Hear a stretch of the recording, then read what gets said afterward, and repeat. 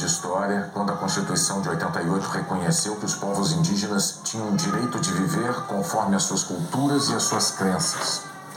O episódio de hoje da série Brasil em Constituição vai mostrar como os povos originários ajudaram a escrever um trecho da nossa Carta Magna.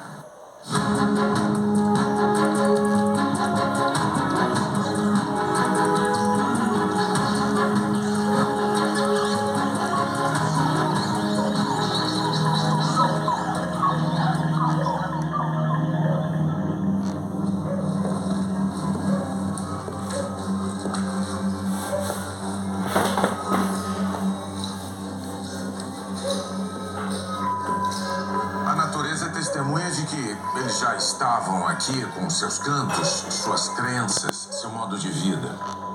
Mas desde a chegada dos portugueses em 1500, os povos originários tiveram que lutar por suas terras, por sua própria existência. Até 1988, os indígenas eram tratados oficialmente como incapazes, pessoas desprovidas de direitos que precisavam ser tuteladas pelo Estado. Só seriam reconhecidos oficialmente como cidadãos de fato depois de assimilarem a língua e os costumes dos colonizadores. A Constituição de 1988 rompeu com essa ideia de assimilação.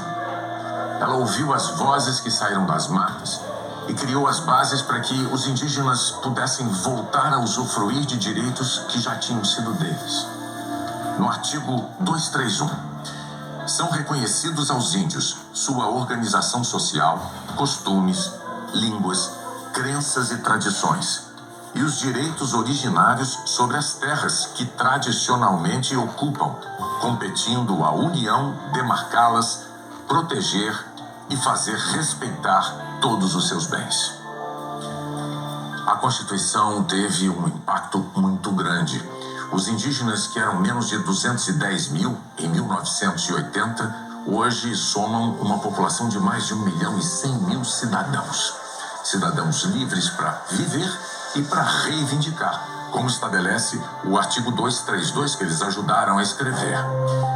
Os índios, suas comunidades e organizações são partes legítimas para ingressar em juízo em defesa de seus direitos e interesses, intervindo o Ministério Público em todos os atos do processo.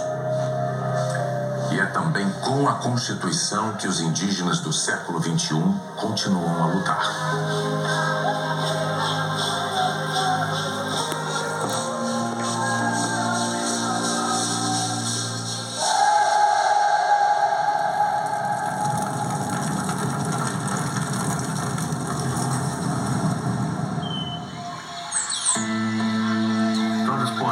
Chama nossa terra-mãe, onde nós nascemos e vivemos, crescemos, conhecemos as montanhas, o lugar bonito, conhecemos as cachoeiras, beleza da floresta, e a terra, ele cuida de nós.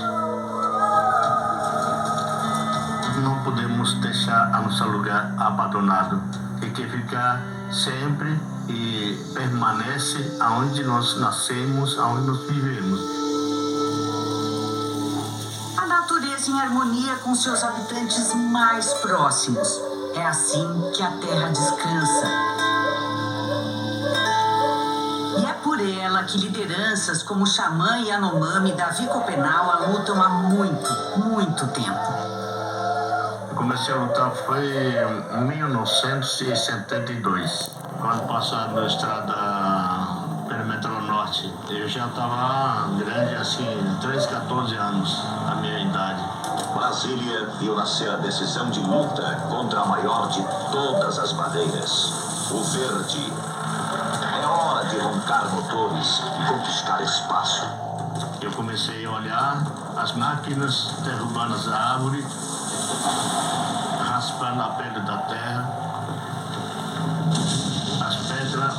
explodindo com bomba. Eu achava muito estranho, muito perigoso. Descobri a chegada, a primeira estrada na terra Yanomami e depois chegado a doença. Protegida pela distância, a Amazônia foi a última fronteira de uma batalha por liberdade e sobrevivência. Uma luta que começou em 1500, no litoral, quando os portugueses avistaram um monte muito alto e redondo que chamaram de Pascoal. Batalha que nunca mais parou.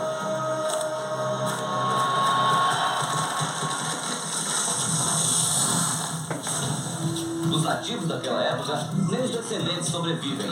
As tribos Tupi e Aimoré já foram extintas. Além de invadir a reserva indígena, eles derrubam os castanhais, de onde o índio retira a castanha, uma das principais fontes econômicas para o sustento da tribo. Eles entraram atirando e no tiroteio morreram o vice-cacique, 2 índios e um pistoleiro. O fazendeiro e 4 pistoleiros foram presos 8 dias depois, acusados de homicídio. Escravizados, desterrados, despojados de suas crenças e suas línguas. Na longa história de perseguições e mortes, os momentos de trégua são poucos. O mais marcante deles aconteceu durante a Constituinte. Para muitos desses que estão de cocar aparecendo nessa imagem, eles levaram tão a sério esse pacto que é como se fosse um ritual que inaugurava a relação dos povos indígenas com o Brasil. Então, para um homem, um ancião como Raoni e muitas outras lideranças tradicionais que estavam lá, aquilo era um sentido sagrado, sagrado como ritual, era um ritual.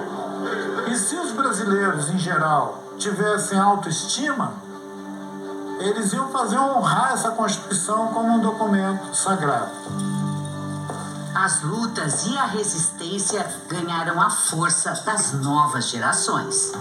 A gente tem que respeitar uma liturgia jurídica, né? No caso, eu sou uma profissional, mas eu não deixo de ser uma mulher indígena. Eu venho de uma geração de jovens que foram preparados para ingressarem no ensino superior, se tornarem profissionais e poder trazer um retorno para as nossas lutas, para as nossas demandas. São reconhecidos aos índios sua organização social, costumes. Eu já nasci com uma Constituição escrita, com direitos minimamente, né, garantidos aos povos indígenas. Então, com certeza, é um marco e eu tive consciência disso desde muito cedo.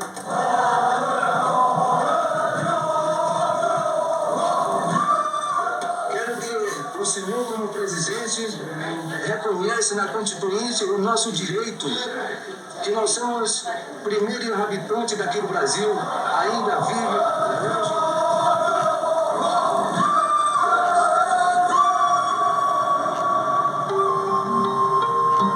7 anos antes da instalação da Constituinte, um episódio escancarou para o mundo o humilhante regime de tutela.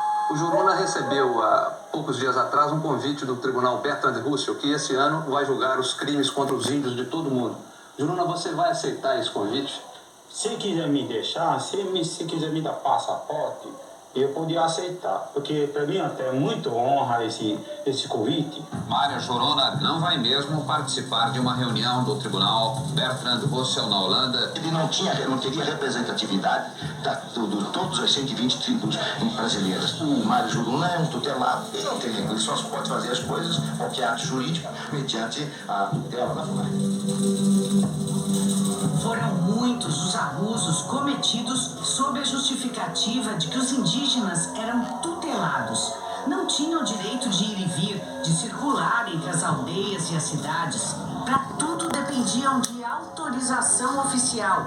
E nem isso garantia a liberdade. Os índios que estudam em Brasília vão ter que voltar para as reservas. Se isso acontecer, eu vou parar de estudar. A tentativa de proibir a viagem do cacique Juruna chamou a atenção do mundo. Uma primeira vitória foi alcançada na justiça, outras viriam com a Constituição.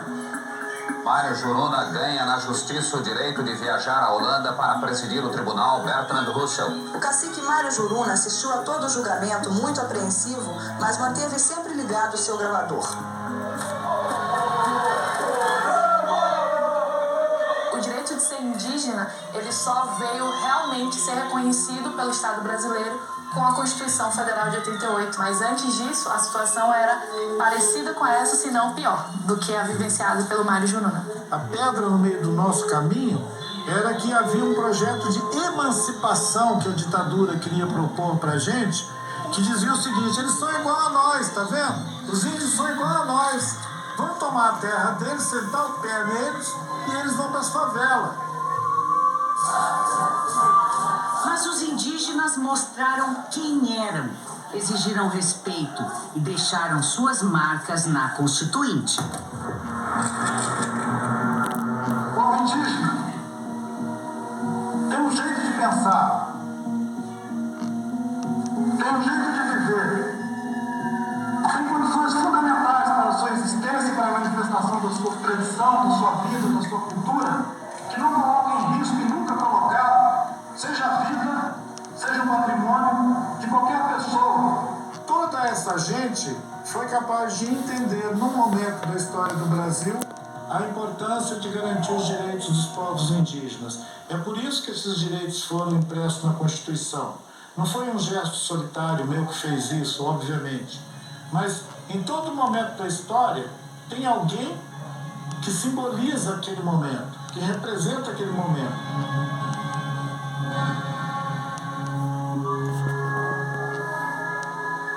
Pintados com a tinta do genipapo, do urucum, ou hoje usando celulares, os indígenas são uma diversidade de povos que falam 274 línguas no Brasil. Têm sua cultura, suas crenças e conservam costumes ancestrais.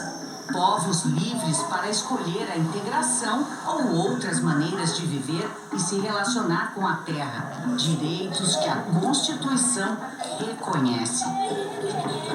O último capítulo da Constituição sobre os direitos dos índios foi aprovado por 497 votos contra apenas 5. Nas galerias, a comemoração dos índios.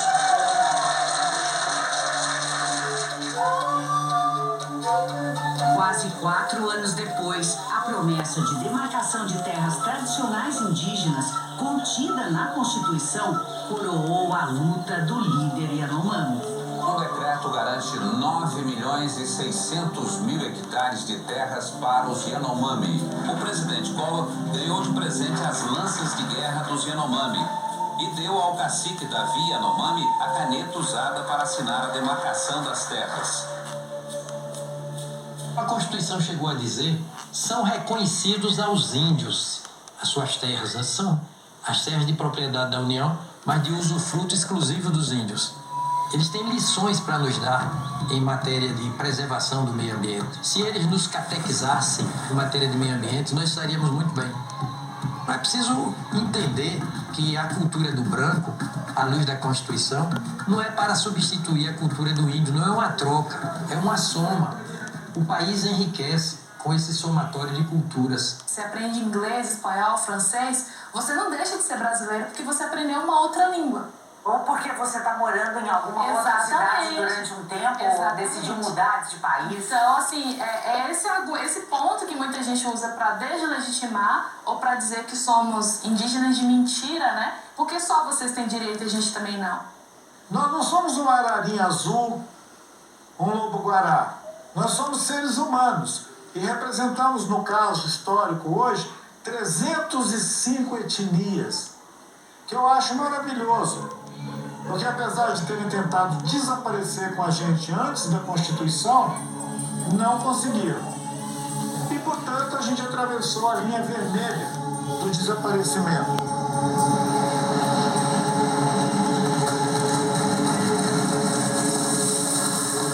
Era um dia de ventania muito forte e a jaqueira não resistiu. Tombou, deixando as raízes à mostra. Os pataxós chegaram a achar que era o fim, que a árvore estava morta. Mas o tempo foi passando e surgiu um broto, depois outro, aí um galho, depois outro e mais outro. Hoje a jaqueira no centro da aldeia é história viva, mais um símbolo de um povo que resiste.